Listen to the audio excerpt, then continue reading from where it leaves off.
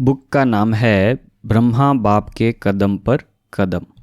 और यहाँ पर हम इस बुक का तीसरा पार्ट इस वीडियो में सुनेंगे और पढ़ेंगे।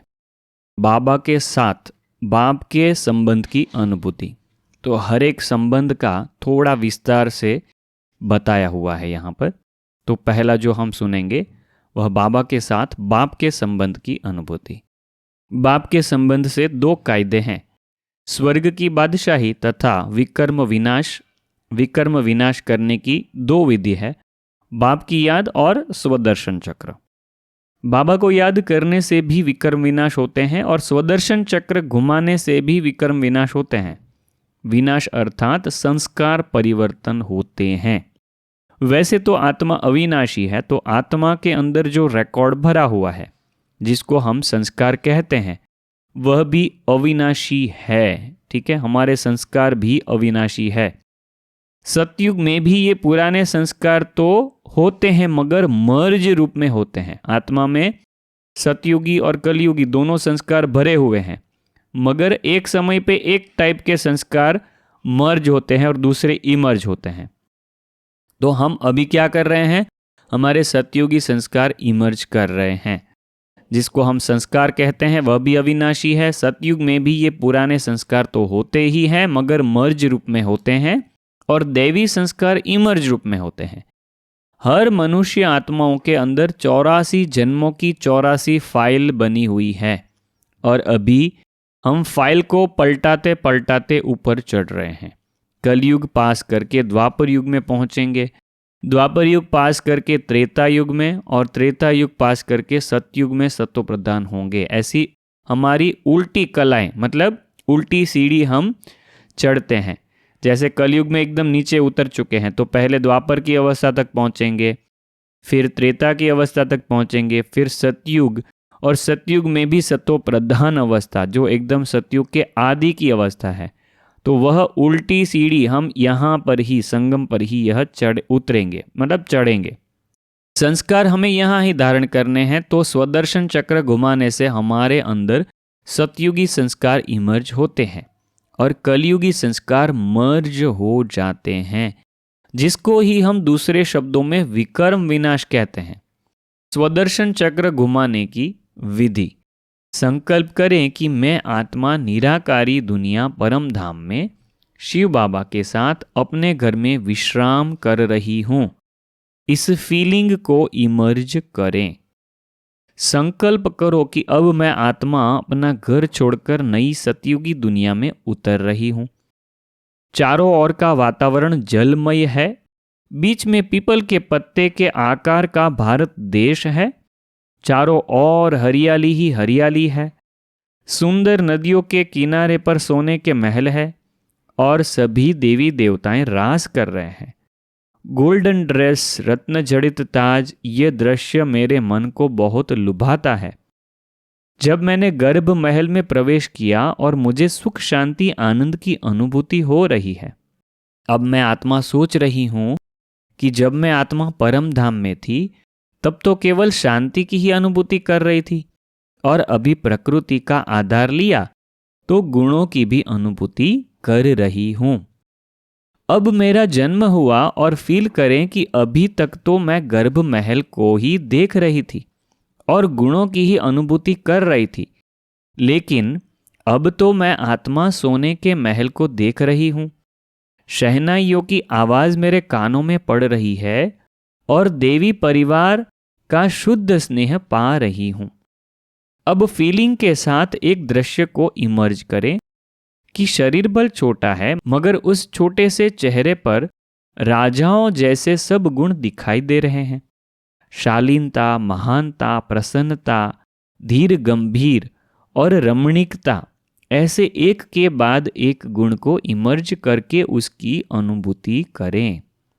अब मेरी आयु पूरी 1 साल की हो गई है। मेरा बर्थडे मनाने के लिए पूरा राजघराना दरबार में एकत्रित हुआ है। दैवी माता पिता के सिंहासन के बीच में मुझे बिठाया है। अब मैं आत्मा आंखों का भी सुख ले रही हूं। उस विशाल सभा को देख रहा हूं और मेरी निर्मलता, विशालता, निरसंकल्प अवस्था और मासूम चेहरा सबको कशिश कर रहा है। बाद में मुझे राजकुमार का टाइटल मिल जाता है। अब एक और दृश्य इमर्ज करे। मेरी आयु 10 साल की हो गई है। सवेरे सवेरे ब्रह्म मुहूर्त के समय चारों ओर दास दासियां गोल सर्कल में खड़े हो जाते हैं और बहुत ही धीरे धीरे मधुर स्वर से गीत गाते हैं। प्रकृति की तरफ से भी संगीत की ध्वनि होती है और मैं राजकुमार नींद से उठता हूँ और अनुभव करता हूँ कि चेहरा बिल्कुल फ्रेश है। नींद का कोई प्रभाव नहीं। सोना और जागना समान लगता है। ऐसे ही दूसरा दृश्य इमर्ज करे कि रात को सुलाने के लिए महल में दास दासियां सर्व एकत्रित हो जाते हैं, मेरे चारों ओर गोल सर्कल में खड़े हो जाते हैं और मैं आत्मा मधुर गीत संगीत के साज सुनते सुनते सो जाती हूँ। फिर आयु हो गई 15 साल की। अब मैं प्रिंस प्रिंसेस के स्कूल में मेरी पढ़ाई शुरू होती है। हम स्कूल में पढ़ रहे हैं। हमारे साथ श्री कृष्ण श्री राधे भी पढ़ रहे हैं। अब स्कूल में होमवर्क मिला है चित्र बनाने का। हम चित्र बना रहे हैं। हाथ में मोर पंख है और चित्र भी मोर का बना रहा हूं। अब हम सभी का चित्र स्टेज पर पहुंच गया है। यह सारा दृश्य इमर्ज करते रहें। इनसे हमारे सतयुगी सतो प्रधान संस्कार इमर्ज होते रहते हैं। अब स्टेज पर सभी के चित्र सामने रखे हैं और उनमें सभी को नंबर दिए जाते हैं। अब नंबर अनाउंस हो रहे हैं। पहला नंबर श्री कृष्ण का आता है। अब श्री कृष्ण स्टेज पर आते हैं और हम सभी अपने अपने सिंहासन पर बैठकर एक हाथ हिलाकर मुस्कुराते हुए बहुत ही रॉयल्टी से श्री कृष्ण को अभिवादन दे रहे हैं। फिर दूसरा नंबर श्री राधे का आता है। राधे भी स्टेज पर जाती है और उनको भी हम बहुत ही स्नेह से अभिवादन कर रहे हैं। फिर तीसरा नंबर, चौथा नंबर, ऐसे सब प्रिंस प्रिंसेस एक के बाद एक स्टेज पर जाते हैं और मेरा नंबर छठा आता है।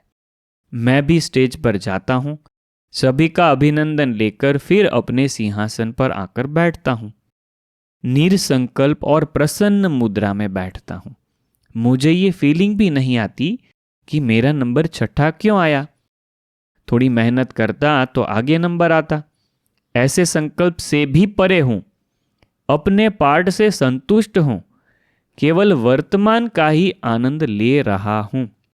फिर संकल्प करें कि मेरी आयु 20 साल की हो गई है और हम सभी राजकुमार राजकुमारियां पिकनिक के लिए निकले हैं। एक एक के साथ उनकी दास दासियां भी हैं। अब हम पहुंचे एक सरोवर के किनारे। प्रकृति शीतल लहरों से स्पर्श करके आनंद की अनुभूति कराती है। बगीचे के अंदर जो कलियां हैं वे मेरी उपस्थिति से खिल जाती हैं, फूल बन जाती है और खुद फूल ही मेरा स्वागत करता है। पेड़ पौधों की डाली का ऐसा घर्षण होता है जिससे मधुर संगीत सुनाई देता है। इधर पक्षी भी चारों ओर से आ पहुंचे हैं। वे भी अलग अलग बोली बोलकर अपनी कला व्यक्त कर रहे हैं, वह भी नियम प्रमाण। एक पक्षी बोलकर बंद होता तब दूसरा शुरू करता। ऐसा नहीं सब साथ में एक साथ शोर मचाए। अब एक दृष्टि सागर की गहराई में डालकर जलचर प्राणियों को देख रहा हूं। जलचर प्राणी भी एक के बाद एक पानी से बाहर आकर अपनी अपनी कलाएं व्यक्त कर रहे हैं। मैं राजकुमार सोने के झूले में झूल रहा हूं और विराट प्रकृति को देख रहा हूं। अपनी रचना को देख मन ही मन मुस्कुरा रहा हूं। यह सारे शब्द सुनते सुनते मनोचित्रण करके इमर्ज करते रहें और उसमें खुद के पार्ट को भी अनुभव करते रहें। अब मेरी आयु हो गई है 30 साल की। अब स्वयंवर की तैयारी हो चुकी है और स्वयंवर के बाद माता पिता अपना सिंहासन मुझे अर्पण करते हैं। राज्याभिषेक होता है और मुझे विश्व महाराजन का टाइटल मिलता है। राज दरबार भरा है। मैं अपने सिंहासन पर विराजमान हूँ। एक तरफ देवी माता पिता का सिंहासन भी है दूसरी तरफ दादा दादी का सिंहासन भी है। ऐसे दृश्य को निहारते रहिए। सोने का सिंहासन, रत्न जड़ित ताज और पीला पीतांबर पहना हुआ है। दैवी शरीर, चारों ओर दिव्यता का प्रकाश फैल रहा है। आगे रॉयल फैमिली और राज दरबार बैठा हुआ है। सामने विराट सभा बैठी हुई है। इस अनुपम दृश्य को इन आंखों से देख रहा हूं। एक और दृश्य इमर्ज करे कि दादा को शरीर छोड़ने का साक्षात्कार होता है, तो फिर सभा इकट्ठी होती है। अब दादा सबकी शुभ भावना लेकर मुझसे हाथ मिलाकर अपना शरीर रूपी वस्त्र उतारते हैं। उस समय एक दृष्टि पिताजी के चेहरे पर डालकर देखें। पिताजी के चेहरे पर कोई दुख की लहर नहीं है, अर्थात मोहजित हैं। यह सब दृश्य के साथ फीलिंग को इमर्ज करते रहें। फीलिंग से सतयुगी संस्कार इमर्ज होंगे। ठीक है, बहुत इंपॉर्टेंट बात। फीलिंग से सतयुगी संस्कार इमर्ज होंगे। स्वदर्शन चक्र घुमाते समय सतयुग त्रेता में अपने रॉयल संस्कार की फीलिंग को इमर्ज करें। अब हम आए द्वापर युग में। द्वापर युग में मेरे पास धन संपत्ति का अखूट खजाना होते हुए भी सवेरे आंख खुलते ही एक प्यास रहती है। वह प्यास है प्रभु मिलन की। किसी ने कहा वह निराकार है, किसी ने कहा वह साकार है, किसी ने कहा वह सर्वव्यापी है। मैं इधर उधर भटकता रहा। किसी जन्म में अपना राज परिवार छोड़कर मंदिर, मस्जिद, जंगल और पहाड़ियों की गुफाओं में खोज करता रहा।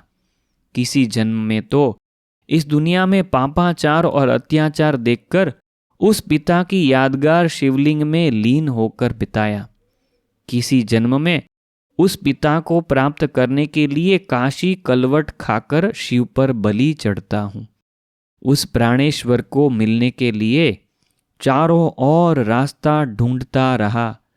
गुरु गोसाई के चरण स्पर्श किए, शास्त्रों में खोजता रहा, इतिहास के पन्ने पलटता रहा।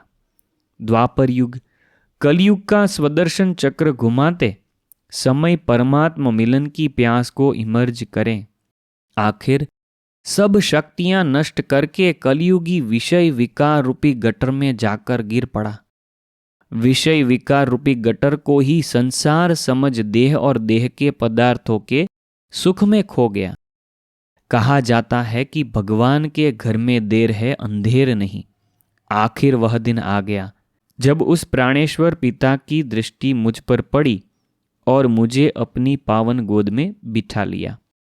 हमने तो चरणों में ही जगह मांगी थी, मगर उस पिता ने दिल में समा लिया। आज सारी दुनिया जिसको ढूंढ रही है वह हम पर कुर्बान है। सारी दुनिया जिसको याद करती है वह हमारा सिमरण कर रहा है। इस नशे के साथ साथ स्वयं को चेक भी करें कि जिस पिता की खोज के लिए हम राजपाट छोड़कर जंगल में चले गए थे, आज उस पिता को पाकर हम कौड़ियों के पीछे समय तो नहीं गवाते। जिस पिता के प्यार में काशी कलवट खाई, अब छोटी सी बीमारी उस पिता से अलग तो नहीं कर रही है। जिस पिता की खोज में मैं चारों ओर ठोकरें खाता था, अब उस पिता को प्राप्त करने के बाद भी मायावी दुनिया में ठोकरें तो नहीं खा रहा हूं। अब उसकी एक झलक पाने के लिए गुरुओं की चरण स्पर्श करने जाता था, आज वह खुद मुझे पढ़ाने आते हैं, तो अलबेलेपन के कारण ईश्वरीय महावाक्यों का त्याग तो नहीं करता हूं। अब समय आ गया है अपनी जन्म जन्म की प्यास बुझाने का और सर्वशक्तियों से स्वयं को सजाने का। स्वयं भगवान हमारा साथी बना है। यहाँ पर इस पार्ट का एंड करते हैं। अगला पार्ट अगले वीडियो में हम कवर करेंगे बाबा के साथ टीचर के संबंध की अनुभूति। तो यह बुक बहुत ही इंटरेस्टिंग है और बहुत ही अलग तरीके से यहाँ पर आपने 5 स्वरूप का अभ्यास किया, स्वदर्शन चक्र का अभ्यास किया, तो इसको आप जरूर बार बार रिपीट कर सकते हैं। इस पार्ट में आपको सबसे अच्छी बात कौन सी लगी आप कमेंट करके ज़रूर बताइएगा। वीडियो अच्छा लगा हो तो लाइक भी करिएगा और सबको शेयर भी करिएगा। ओम शांति।